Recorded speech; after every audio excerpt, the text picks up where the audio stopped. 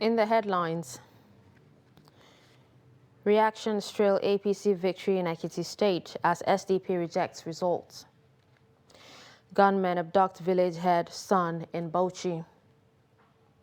Pregnant woman, corps member, 5 others drown in Bayelsa boat crash.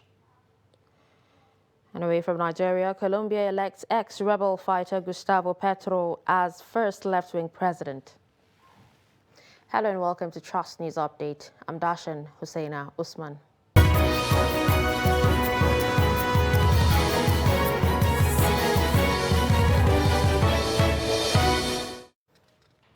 Now the news in detail. Candidate of the All Progressives Congress, Abiodun Oyebanji, is now the governor-elect of Ekiti State. Appreciating the confidence reposed in him by the people of the state, Oyebanji is promising that his administration will operate an open-door policy that will ensure that all citizens are carried along. Trust TV reporter Kabiru Lawal gives an insight into the mood in the state after the elections. The Ekiti election has a clear winner, Abiodun Oyebanji, who is governor-elect, garnering 187,057 votes, trailed by his Social Democratic Party counterpart, Segun Oni, with 82,211 votes, while the People's Democratic Party governorship candidate, BC Kolawole, polled 67,457 votes. Understandably, there are mixed reactions to the outcome of the elections. The SDP candidate, for instance, has rejected the result and insists that he will not congratulate the winner. There are also unproven allegations that the votes were bought. However, some residents are happy with the result and are insisting that the vote was hit-free. We worked very hard, but God crowned our efforts, and we thank God for Bao. It is God that gave us this victory. And Bao in person, his character, his behavior to the people of Ekiti State actually enhanced him this victory. And we thank God because it's a free election, no bloodshed. And meanwhile, the governor-elect has promised that his administration will continue to uplift the people of the state. We will work together with you to keep Ekiti working. I thank all other aspirants and their respective political parties for the dignified way they carried out their campaigns and for contributing to the credibility of the process. I will be seeking audience with you all in the coming days. The Ekiti election was supposed to be a litmus test to adjudge how ready INEC was for the elections next year. It also throws more light on a key factor that must be overcome before the polls: voter apathy.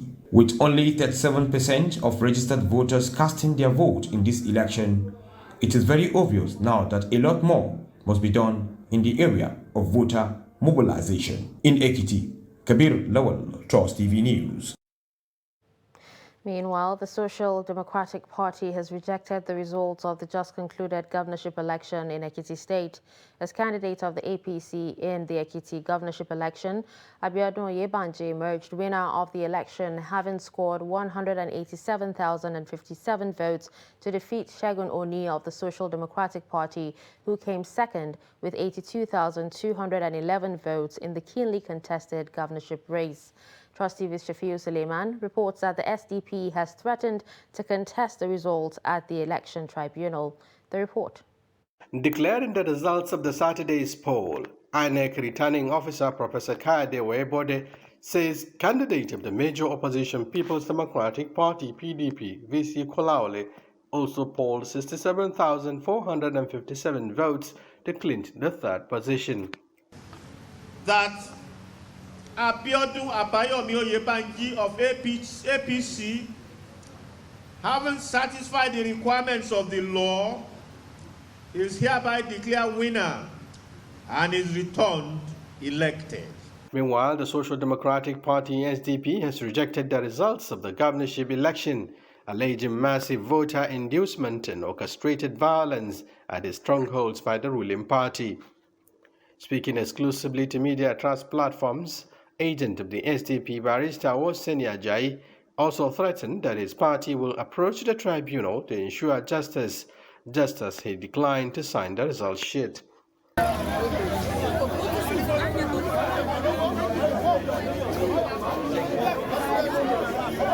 Reacting to the allegations, agent of the ruling APC Kayode Babade dismissed the claims, challenging SDP to provide proof, insisting that the claims were baseless. 16 political parties fielded candidates in the up-season election, which was manned by 17,000 policemen, over 9,000 civil defense corps, and supervised by 4 INEC national commissioners and 8 resident electoral commissioners. Shapiro Suleiman, Trust TV News, Abuja. Similarly, President Muhammadu Buhari has congratulated the candidates of the All Progressives Congress, Biodun Oyebanji, over his electoral victory in Saturday's Ekiti State governorship election. This is contained in a congratulatory message issued on Sunday by his special advisor on media and publicity, Mr. Femi Adesina. The president said the victory is well-deserved considering Oyebanji's contributions to the development of the state and the party before he was nominated the standard-bearer, urging him to be magnanimous in victory in the interest of the people of the state. National Chairman of the All Progressives Congress, Abdullahi Adamu, has congratulated the governor-elect of Ekiti State, Biodun Oyebanji, over his landslide victory at the poll on Saturday. In a statement issued by his media aide, Muhammad Nata'allah Kefi, in Abuja on Sunday, Adamu disclosed that the election is a test of Oyebanji's character. He said Oyebanji has the pedigree, experience and vision to take Ekiti State to the next level of development and thanked the people of the state for reposing their confidence in the party and in Oyebanji. Crisis is brewing up in Kebbi State chapter of the APC as a result of extensive horse trading by party stalwarts over who will take control of the party ahead of the 2023 general elections. This has already led to the decamping of some major stakeholders, such as the former governor of the state and serving Senator Mohammed Adamu Aliero, to the opposition PDP, a situation which the opposition claims may weaken the APC at the 2023 polls. Correspondent Hamza Galadi Mazuru has more. Kebbi State has for a long time been a peaceful and politically dormant state, even though politicians from the state have played prominent roles on the national political scene. But recently, the political atmosphere has heated up with a series of decamping from the major ruling APC to the PDP, the foremost and biggest opposition party in the state. This according to some of the political heavyweights that cross-carpeted from the APC to the PDP followed unreconciled differences arising from the choice of the party's flag bearer for the 2023 governorship elections. The bone of contention was actually the conduct of ward congresses that was done at the ward level, at the local government level, and also at the state level. All the party executives that were loyal to either myself or the Senate leader were removed from the list. Immediately after the decamping of Senator Muhammad Adamu Aliero, the Senate Majority Leader Dr. Yahya Abdullahi also announced his decamping to the PDP, hereby vacating his position as the leader of the Senate as he has decamped to the opposition. I write to inform you of the withdrawal of my membership of the All Progressives Congress APC and consequently resign from opposition as the majority leader of the 9th Senate. I came to this decision after a very hard struggle with my conscience and emotions. However, the governor of Kebbi State, Senator Abubakar Atiku Bagudu, while reacting to this development, said although it is not welcoming for anybody to leave the APC, but their decision to leave will not in any way affect the chances of the party at the polls. APC Kebbi State, by God's grace, is not worried, but we regret that somebody will leave, whoever that person is. On the other hand, other opposition parties described it as a good development, saying it will further improve their chances to make a good outing at the 2023 polls. The PRP, through its PRO Alhaji Abubakar Dakingari, said the PRP will surely utilize the opportunity to take over government in Kebbi State come 2023. The public relations officer of the Kebbi APC, Alhaji Isa Asalafi, said the APC in Kebbi State will surely weather the storm and overcome all the crises as it has been doing in the past. Hamza Galadimo Zuru reporting for Trust TV News from Birnin Kebbi. The People's Democratic Party has set up a committee to screen candidates that have been selected as deputy governors. A statement from the National Publicity Secretary of the party, Debo Oglogunaba, said the mandate for constituting the committee was pursuant to the provision of Part 5, Paragraph 11 of the Electoral Guidelines of the PDP. The National Working Committee of the party has approved the nomination of party stakeholders that will serve on the constituted committee. It means nominated deputy governorship candidates of the party in all the 28 states where governorship elections are scheduled to hold are to be screened and verified.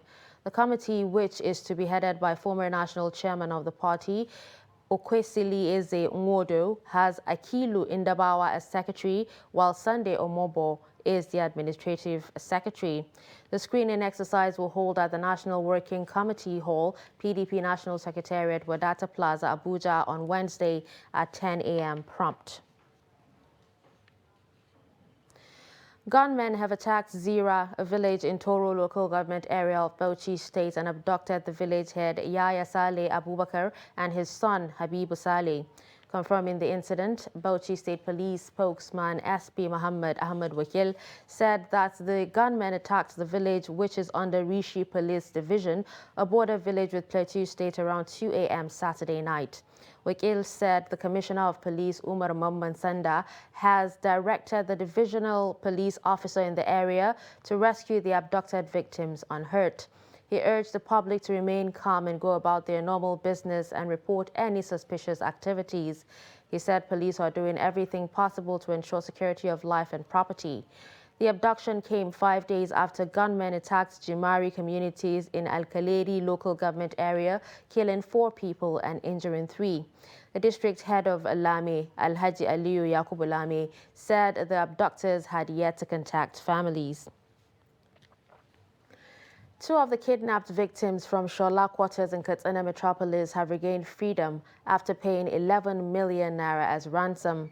The abductees are Alhaji Tukur Turaiki and his wife, Saadatu Turaiki. Abdullahi Ahmadi met with the released couple at their residence in Katsina and now reports. Though looking hale and hearty, this kidnapped victim describes how rough the road to the kidnappers' den is.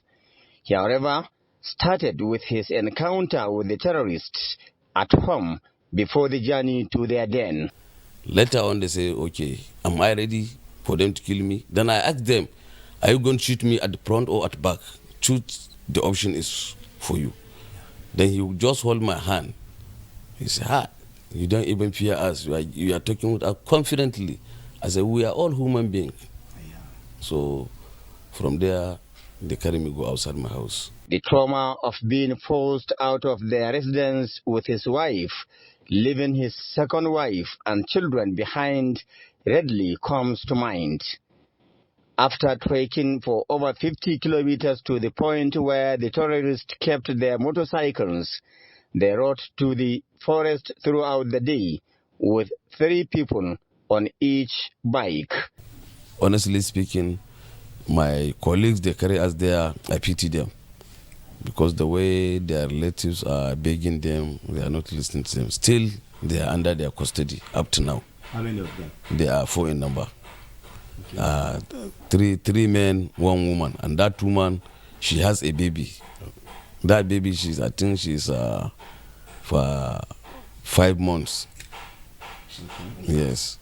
Though Turaki and his wife stayed there for only 2 days, he is concerned about the condition of some victims he left behind at the terrorists' hideout.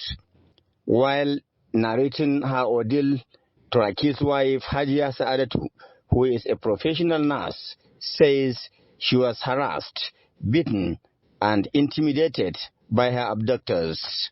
Sai na daga kaina ta window sai na ga su da kayan sojoji a jikinsu da bindiga a rataye. Sai na ce me ta window ne musu magana, na ce me ya muku kuke dukan shi? Sai wani ya hasko ni da torchlight. When I noticed the presence of strange people in our house on that fateful day, I thought they were military officers. While asking why they were beating our child, one of the terrorists slapped me twice and hit me with a gun.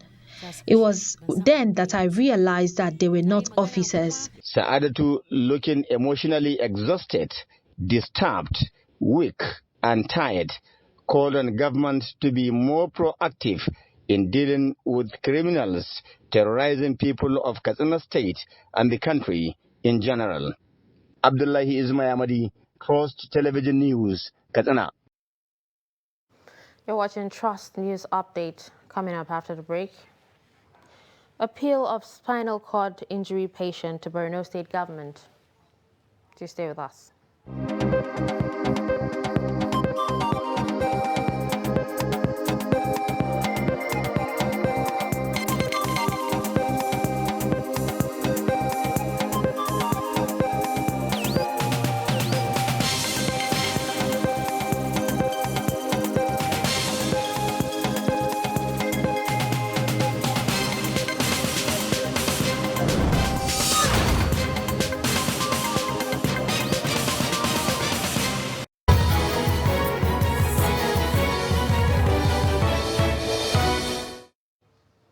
Welcome back and thanks for staying with us. Let's take a look at some of our top stories. Reactions trail APC victory in Ekiti State as SDP rejects results. You also heard that gunmen abduct village head son in Bauchi State. To other stories, an unidentified female member of the National Youth Service Corps, a pregnant woman and 5 other passengers are feared dead in a boat mishap in Bayelsa State. Police spokesman in the state, SP Asinim Butswat, who confirmed the incident, said they were still waiting for more information to get the identity of the victims. He said the accident happened Saturday afternoon between Otwan and Ayama communities in southern Ijaw local government area of the state. Daily Trust reports that the boat, which has a capacity for 15 passengers, rammed into a barrier in the waters and sank while approaching Ayama to berth amidst a heavy rainstorm. Reports say the boat and the corpses of the victims are still missing as of the time of filing this report, while local divers were on a search and rescue operation along the Ayama community coastline. Meanwhile, chairman of the Maritime Union in Otwan, Joseph Shedrack, said that the boat driver, Lucky Christopher, who survived the accident, had been detained by the police for alleged reckless driving. A 37-year-old indigene of Borno State suffering from spinal cord injury after her involvement in an accident has cried out for help 22 years after the incident. Khadija Abba, who was a student of Yerwa Government Girls Secondary School in Maiduguri, was on a mission to represent the state in a sports event when she had the accident. The 37-year-old, who feels she was neglected by the Borno State government, is now calling on the state's governor, Babagana Zulum, to revisit her case. Ibrahim Ismail reports. This is a 37-year-old Khadija Abba, a former student of Yerwa Government Girls Secondary School, Maiduguri, who lives on a wheelchair. In 2000, she was nominated to represent Borno State in a sport competition abroad, but in the process, her team got involved in an accident which left her with spinal cord injury. Sai muka samu hatsari a 2000 tsakanin Kano. We had an accident in 2000 between Kano and Zaria. We were traveling to Lagos in a process to go to Morocco, from there to Italy. Then the accident happened. Since then, I was idle and neglected by the government. It was a spinal cord injury. If anyone gets involved in such incident, wanda duk wani mahaluki a duniyan nan yanzu in ya samu kalubalen rayuwa stigmatization, barin ma irin na kasa sai ya samu depression and anxiety because of the ailment. Duk wanda yake da jinya daman komi aka masa ma shi wani lokacin sai ya ji kaman ba daidai ba saboda kalubalen jinyan nan da ya same shi. Despite being an orphan, Khadija was neglected by the Borno State government, and bad treatment from her family forced her to leave home. Daga nan daga gida raina ya bace gwamnati bata taimake ni ba. Due to the government's negligence and trauma at home, then the Boko Haram crisis, I left Maiduguri to Gombe. I was received by the Association of Persons with Disability. I spent almost 12 years here in Gombe. However, Khadija defies all odds to be self-reliant as she ventured into cap knitting business. I can't engage in begging. You know there is cap knitting job in Borno, so I learned it. After the accident, I continue when I return here. I have customers. Khadija is optimistic if Governor Babagana Zulum knows about her plight, he will render a helping hand. I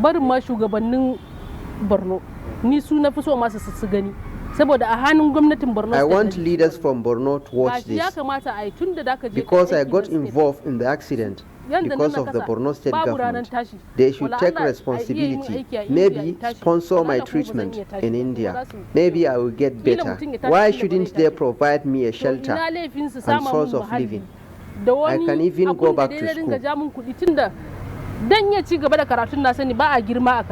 Khadija's story and that of other persons with disability who shun street begging for self-reliance are justifying that there is always ability in disability.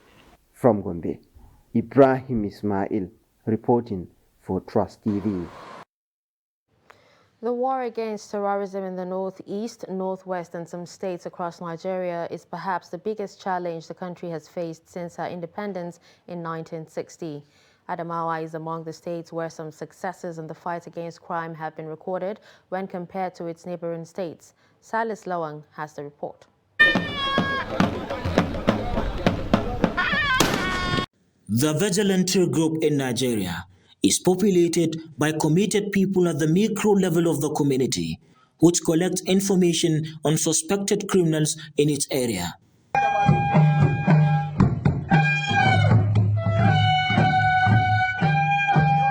In Adamawa, the state has over the years constituted several regular law enforcement and security agencies mandated to maintain law and order.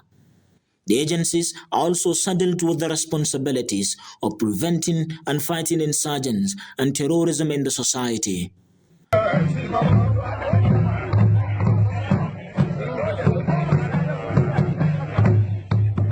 Vigilantes and groups like them in Yola North local government have played a significant role in nipping in bud the activities of notorious boys, popularly known as Sheila boys.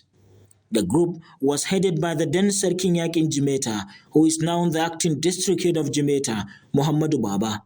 Today we gather here to bear witness to one person who gave himself to combat the violent operation of the Sheila boys, as well as to maintain peace in our communities. I salute your gallantry, courage, and most of all, I salute the government of the state for supporting you in the fight against this element. The acting district head of Jimeta, Muhammadu Baba, is given reassurance that the group is committed to ending violence in the society.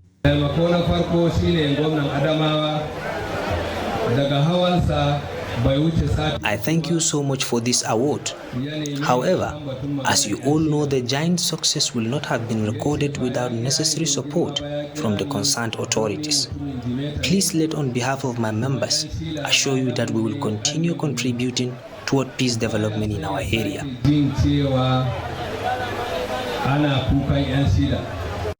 There is no doubt that if there were more contributions from groups such as this, the society will become safer. From Yola, Silas Lawan, Trust TV News. And finally, away from Nigeria, former rebel fighter Gustavo Petro has been elected Colombia's new president. Petro's win in Sunday's presidential runoff election will make him the country's first left-wing president. He won 50.4% of the vote, while his rival Rodolfo Hernandez, a construction magnate, had 47.3%. In his victory speech, Petro, 62, issued a call for unity and extended an olive branch to some of his harshest critics, saying all members of the opposition will be welcomed at the presidential palace to discuss the problems of Colombia. Meanwhile, outgoing conservative President Ivan Duque congratulated Petro shortly after the results were announced, and Hernandez quickly conceded his defeat. And with this, we've come to the end of Trust News Update. Remember to follow us across all our social media platforms. I'm Darshan Husseina Usman. Thanks for watching.